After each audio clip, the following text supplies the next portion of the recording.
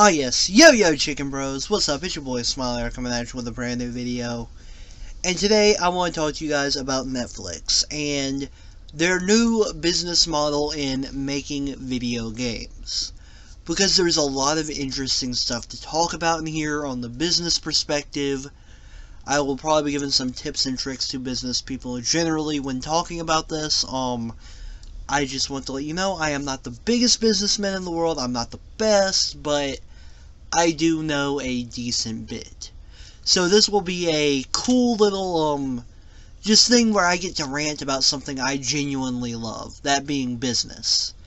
So, with all that being said, let us get into why I personally think that Netflix would be the best bet for making video game transition into on-demand streaming. So, let's get started. The number one reason why I think that Netflix would be overall better for streaming is a very simple one. They're not woke. There's no way to sugarcoat that and say they don't have those kinds of wokeism issues. Woke just ain't popular, guys. It's just not. You look at The Woman King, which has a horrible public rating. You look at She-Hulk, which is horrific. You look at almost anything else. Nobody likes the woke stuff. And two of the major contenders of Netflix is Disney Plus and Amazon. So when you have those two, and both of them make super heavy woke stuff, I'm not rooting for them to make my video games.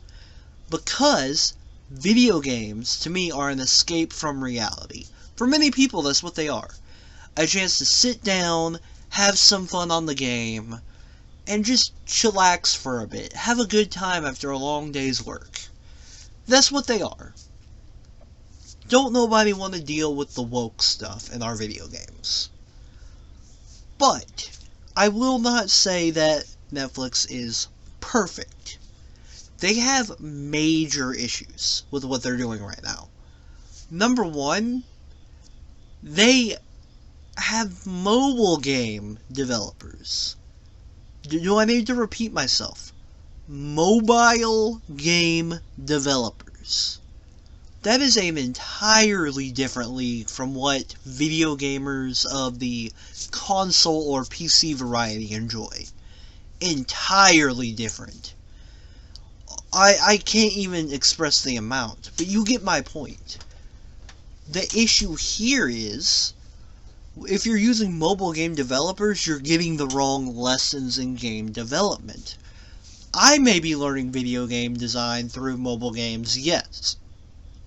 But not because I want to understand and capitalize on mobile games. I'm learning the bare bone basics. So that way I know how to code, how to do this, how to do that. Not, okay, let's figure out the best way to optimize this mobile game for as many people as possible. That is something I will look into, but generally speaking, the mobile game will probably go to like a version 2.0 and just stop. Like, I'll just stop development on it. After it's solid, decent enough, you guys get your fun with it, you get me some money, it's what it would be. Now, going back to Netflix's issue here, number two, this is one that I genuinely worry about, but I already know Disney would do it worse, and I already know Amazon would do it so much worse than they would. So it's a problem all of them will suffer from. The temptation to overcharge. Now, what could overcharging be considered to you may not be to me. We want a decent amount of gain for what we spend a month. For instance, if I said I would give you a cookie for $5 a day, you would not ever do that. But say I gave you 3 packs of cookies for $1 a month, you would do that. That sounds much more reasonable. So, bring it over to this area. Say that Netflix doesn't make a PC port. first major mistake. Now that they don't have a major PC port, they're cutting off a majority of streamers and content creators such as myself. But they could make up for that by splicing the amount of storage in a given console box, and then having more storage in the higher ranks of your subscription. So you have this much storage for the minimum price, but you pay 10-20 bucks extra a month, you get this much storage, when in all reality, all people really need is this much. And that's the problem. I can see all of them doing that, but especially when it comes to Netflix, I know they would be guilty of that. Those little corporate tricks to get you to continue to pay more. Now, they already do have one major contender, that being Sony and Xbox and all of them, obviously. When they're moving into the realm of video games, they need some good original creators. If they don't have those exclusive games, they're over with. PlayStation's just gonna be the hub for all PlayStation streaming games, and then Xbox for Xbox, and it's just gonna be sad all around. What I will say I would hope they do is have multi-generational games. That's what I'm praying Netflix gaming will become. Have, if they can, like Resident Evil 1, the entire collection basically. All the old games, some of the new games, some of the mid games, you know what I mean? Early 2000s, they would have them. 1900s, well 1990s I should say, they'd have them. That would be amazing. As someone who grew up on my dad's Nintendo Entertainment System, NES, I loved things like Mario 64, Zelda, the original ones. I played the older games, although I'm not that old. I still played them and enjoyed them and would love to play them again. I remember playing the PS2. There was a Spider-Man game on the PS2 I freaking loved. Don't remember much about it anymore, but it was something that I enjoyed to heck and back and would love to have on a streaming platform, so that way one day I'd be like, you know what?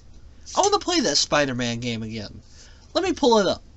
Like, you can't deny that having those old classic games would instantly put you above the rest. That's why computers are so much higher in quality than, say, a PlayStation. Because on a PlayStation, you can play Fallout 4, Fallout 76.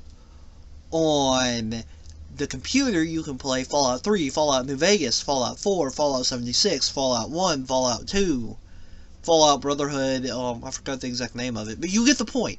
There's so much more on the computer. If you could move and emulate that into a console, you got something. And that's kind of what I'm getting at. I hope Netflix can do that. That would really boost their base and would make me even be half tempted, as long as they implement some sort of way to stream. They do all that? Perfect. I would sign up instantly. Like, that's me sold right there. Would they, though, is a different question. And like I said, there's a lot of problems here, a lot of things that could be an issue, especially when it comes to who they're hiring. That's a problem. But I do have hope. I have hope that Netflix could do well. I mean, look at what they did with the media. They're basically the pioneers of streaming at this point. They went over to Blockbuster and said, hey, we'll do this, we'll send movies around for you for a split of the profit. They said no. They're out of business now. Netflix was multi-million. I don't know what they are now. You see my point?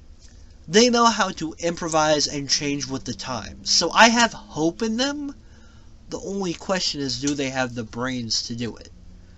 But with all that being said, guys, Yo Man Smile is over and out. Peace.